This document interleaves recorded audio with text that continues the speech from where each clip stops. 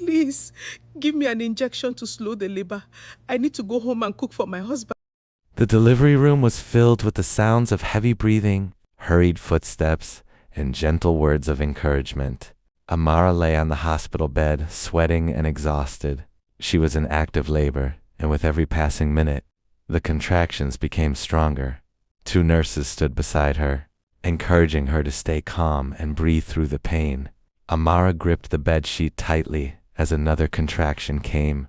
She cried out in pain, trying desperately to catch her breath. One of the nurses held her hand and encouraged her, telling her that she was doing well and that her baby would soon be in her arms. But suddenly, Amara reached for the nurse's hand.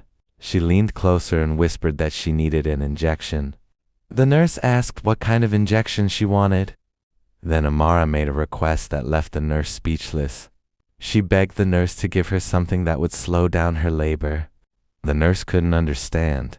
Why would a woman in active labor want to slow down the birth of her baby? When she asked Amara why, the woman looked toward the door and quietly said that she needed to go home. The nurse stared at her in disbelief. Amara was in active labor, yet she wanted to leave the hospital. And when the nurse asked her why she needed to go home so badly, Amara gave an answer nobody in that room expected. She said she needed to go home to cook for her husband. But the strangest part was not what she said.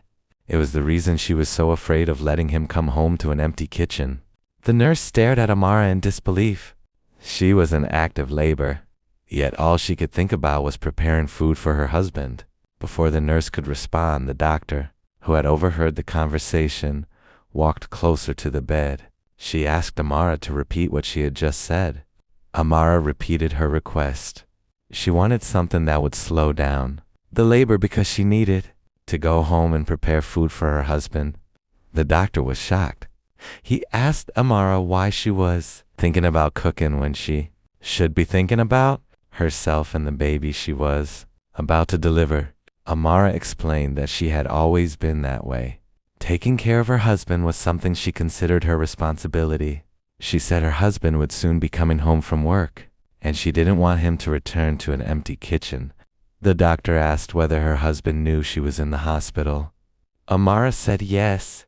She also confirmed that he knew she was already in labor. The doctor couldn't understand why Amara was so worried about preparing food. Then he asked her a more serious question. Was she afraid that her husband would be angry if she didn't cook? Amara became quiet. After a few seconds, she admitted that her husband sometimes became upset when things weren't done the way he expected. The doctor asked why she would rather leave the hospital while in labor than allow her husband to come home and find nothing prepared. Amara's answer surprised everyone. She said she would rather have her husband get upset with her than allow him to come home hungry. Just then, the delivery room door opened. A man walked in. It was Amara's husband. He looked at his wife and then at the medical staff. His first question was simple. Is she done already? The doctor immediately turned toward him. He couldn't believe what he had just heard. His wife was in active labor, yet the first thing he wanted to know was whether she was finished. The doctor looked at him and said, "Do you know what your wife just asked us to do?" The man shook his head. "She asked us to slow down her labor." The doctor paused. "Because she wants to go home and cook for you." The man's eyes widened.